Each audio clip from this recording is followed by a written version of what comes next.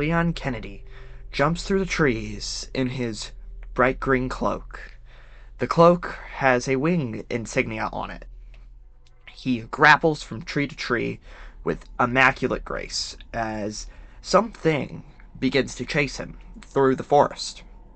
Forest is very dense, it's confusing to navigate, and he is all alone. The rest of his squad killed instantly. He doesn't have a choice to survive here. He can't run away. He has to kill this thing. And he barely even knows what it is. All he knows is they're called Titans. All he can do is hope he survives long enough to hopefully get saved by somebody else. This is what if what if Resident Evil characters were thrown into Attack on Titan. Now, I am just calling we're going to start with Leon Kennedy. Leon Kennedy, as of Resident Evil Requiem, is a 51-year-old man. He can parry missiles with his hatchet. He can roundhouse kick people, but these aren't bioweapons or even people. These are Titans who can regenerate and who can only die by a cut of the nape. So could Leon Kennedy survive as a scout?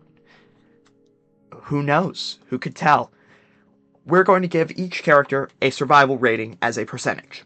Leon Kennedy, an extremely agile government agent. If he was dropped in here, he would most likely have his Requiem pistol and his handgun. These Titans have so much skin, unless he aims at the Titan from the back, at the nape, from behind them with his Requiem pistol, he will have to take down a Titan with the ODM gear. How fast do you think Leon Kennedy could learn said ODM gear? Probably, he could go through the Scouts Academy and easily become a high-level rookie with the ODM gear. He would probably, starting out, he's going to be better at this than Mikasa. He's not going to be nearly as strong as Levi at the start, but he is going to be pushing it. Leon Kennedy is most likely going to consistently survive Titan outbreaks. Now, he might die if he is caught off guard. He might die if he gets stuck trying to protect somebody or runs out of gas. But I would give Leon Kennedy a solid 90% survival rating in making it through at least the early seasons of Attack on Titan as a scout. Now, Chris Redfield, the other primarily strong Resident Evil character. He's punched a boulder before. He probably has the strength of probably elephant levels with his boulder-punching shenanigans. And he is also, like Leon Kennedy, a trained government operative, mainly trained in hand-to-hand combat and uses of assault rifles. But here, he would probably have his assault rifle. He would probably have his fists. But would that really help him against the Titan? Titans are so strong, him punching them, it'll hurt. But it won't kill them. The only way he can really kill them is through a cut of the nape. So, realistically, Chris Redfield is probably going to be able to survive Attack on Titan, but he's not going to be able to thrive nearly as much as Leon Kennedy, who is much more agile and can move around, who can navigate with that ODM gear significantly faster than Chris Redfield. Although, if Chris Redfield got placed in another regiment besides the Scouts, or even got Titan powers, he would easily survive. But we're going purely on as a scout. As a scout, I would give Chris Redfield probably an 80% survival chance. I think he could probably adapt well enough to using the ODM gear, and he could probably come up with an improvised fighting weapon method to use his strength and incorporate it into his agility. Next, we have Jill Valentine. Jill Valentine is another trained government operative. just like Chris Redfield. She's not made an appearance in the mainline series for a while.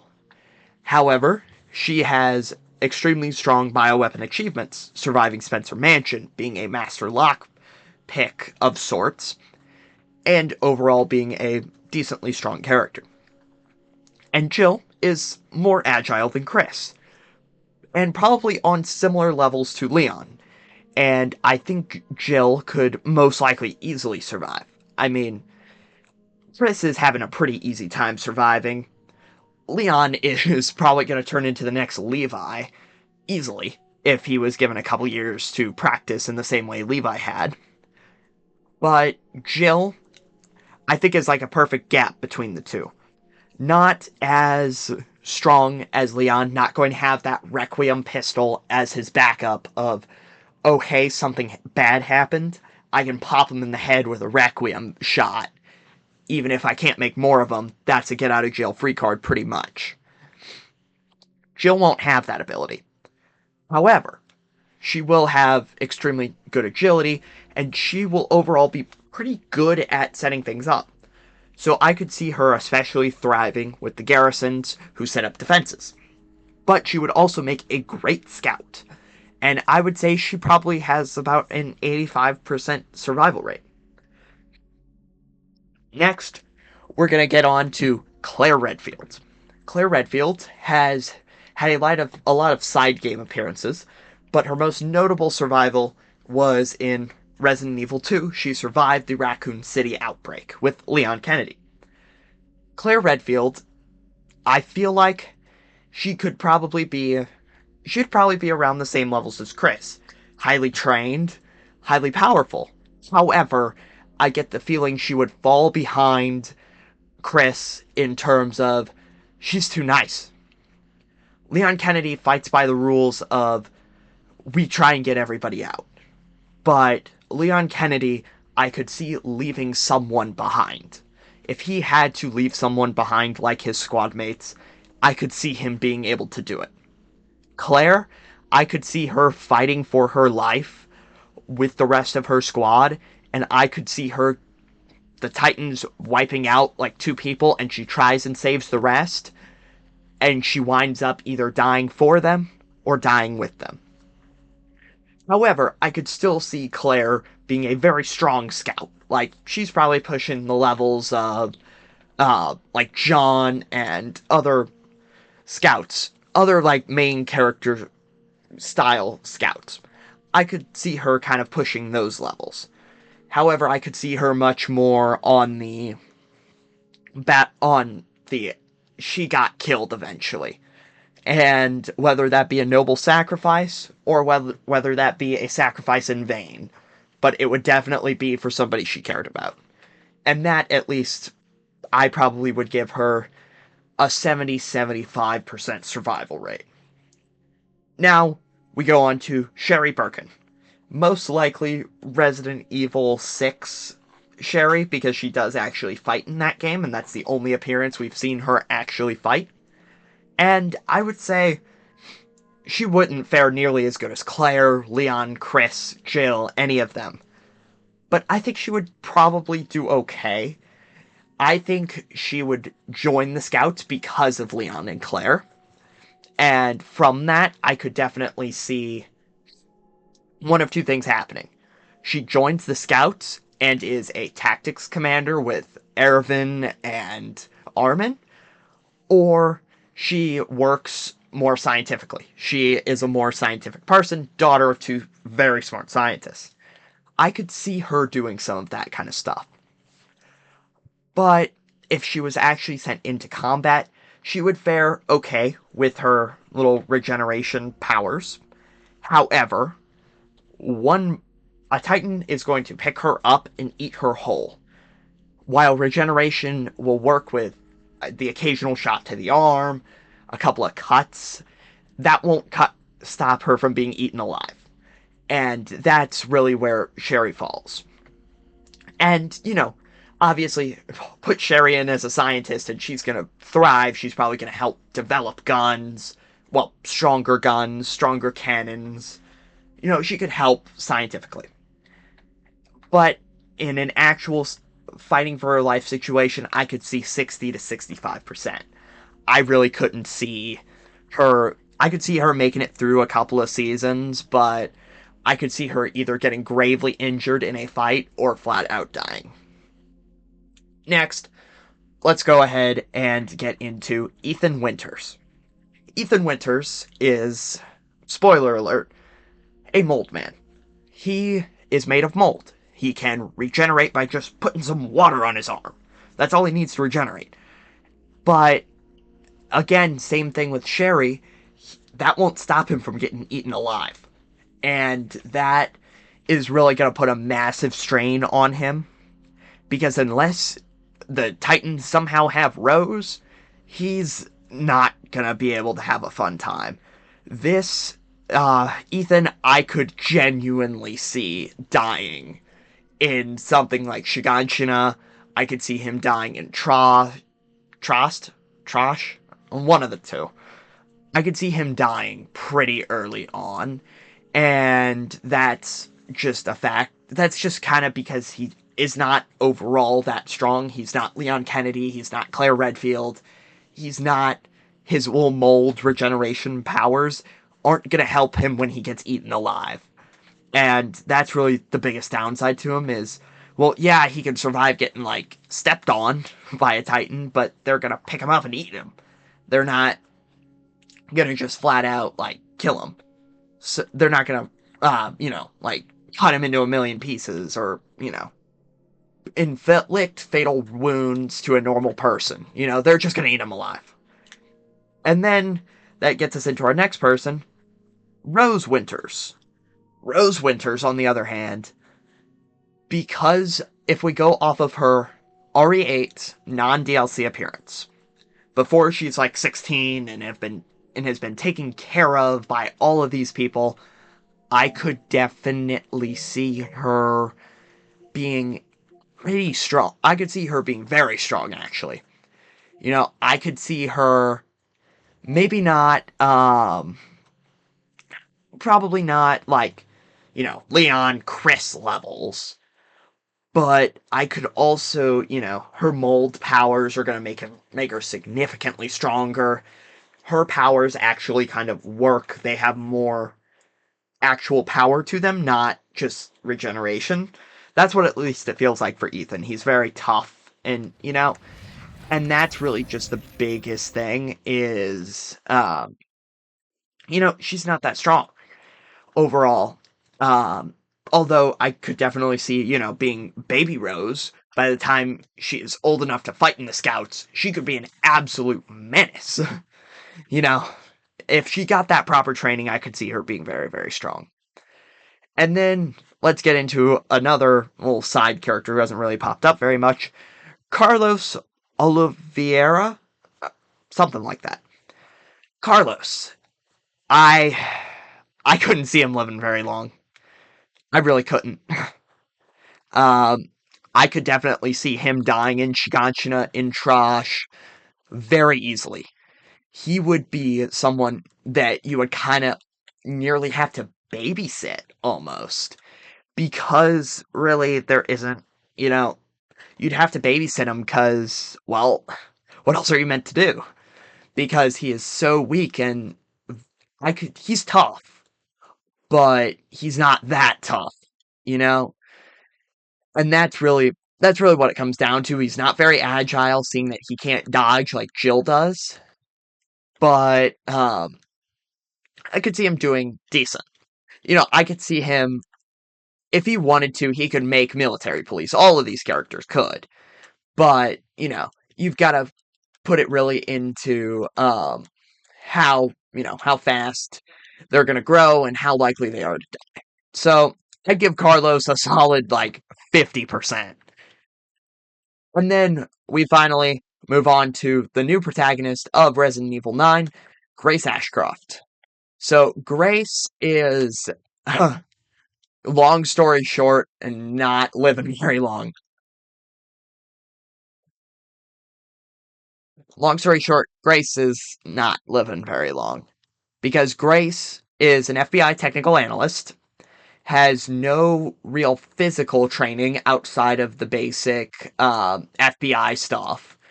You're really not going to see much of that. Then you also have, stuff like, then you've got to keep in mind that she gets so scared so easily, like as a normal person would. She, I think, with her ODM training, she would be a part of the main squad. I could see her being a very likable person, but she's not even getting the option for MPs.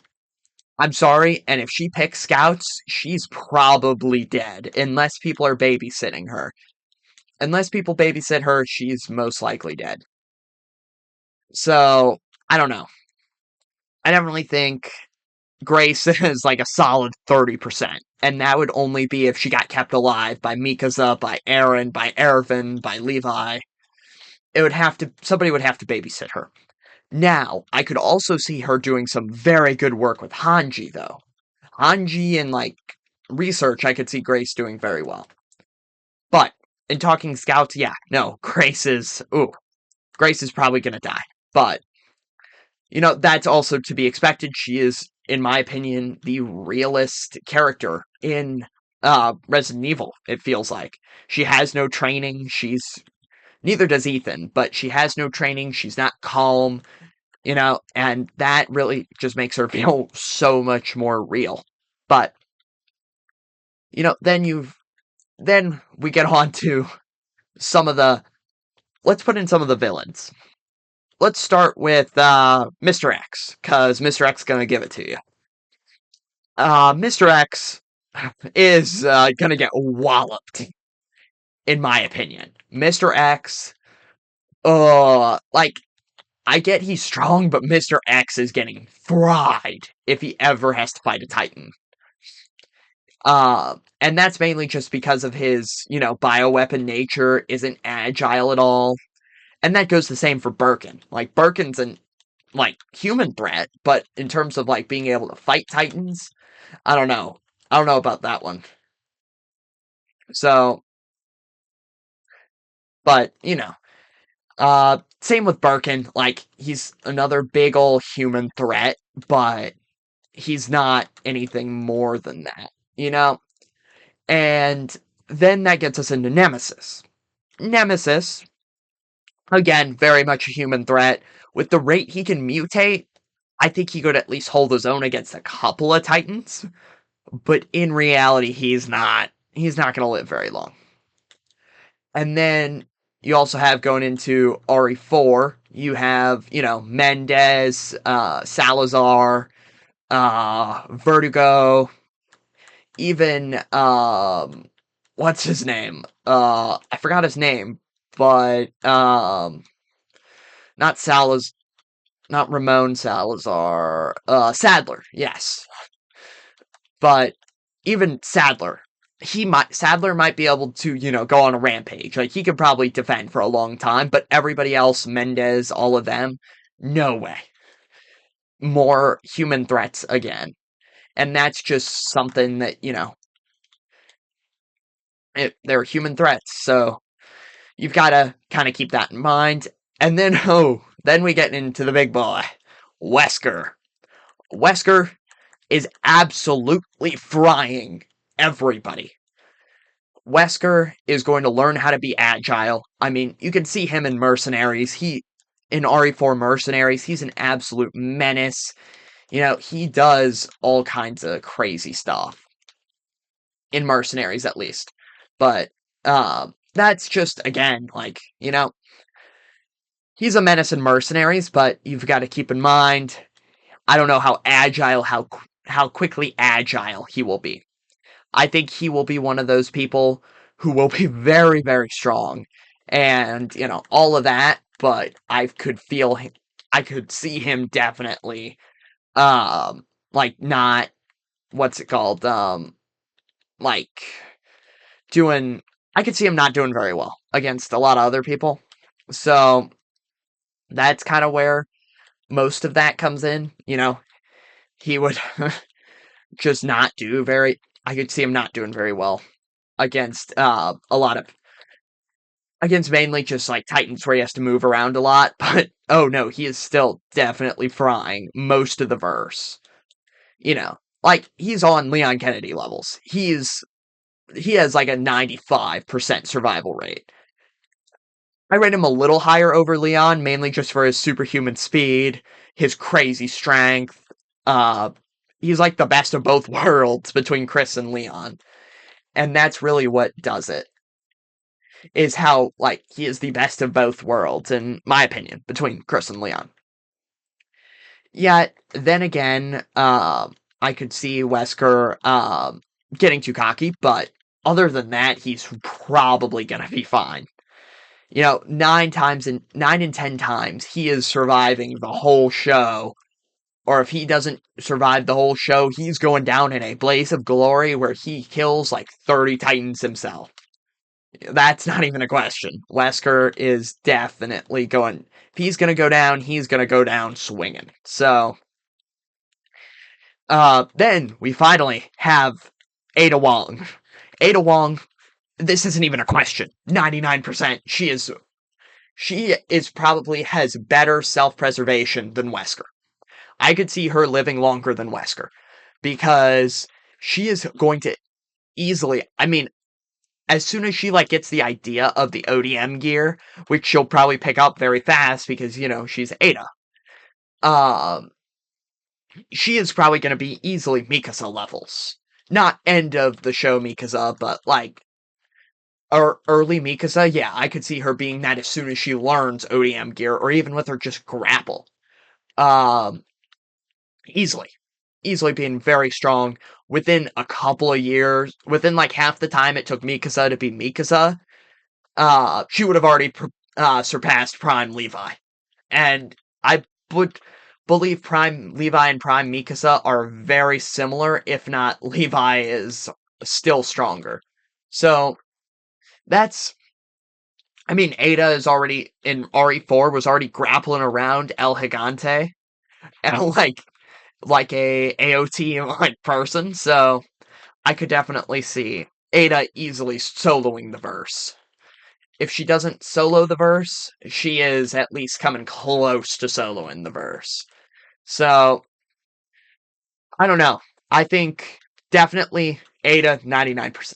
Most people are going to have either an okay time or doing pretty good. So, with the top survivors being Ada, Wesker, Leon, Jill, Chris, those are like the big survivors. Most of the villains of the show, or not the show, but the series, they aren't doing much.